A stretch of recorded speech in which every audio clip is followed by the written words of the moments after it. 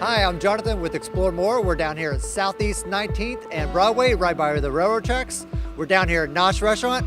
Come on in.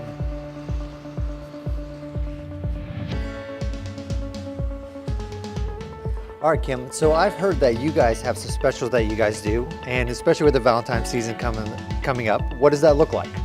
We have a Valentine's meal that you do need to make reservations for. We're going to have about 4 different meals to choose from. It's $30 per person.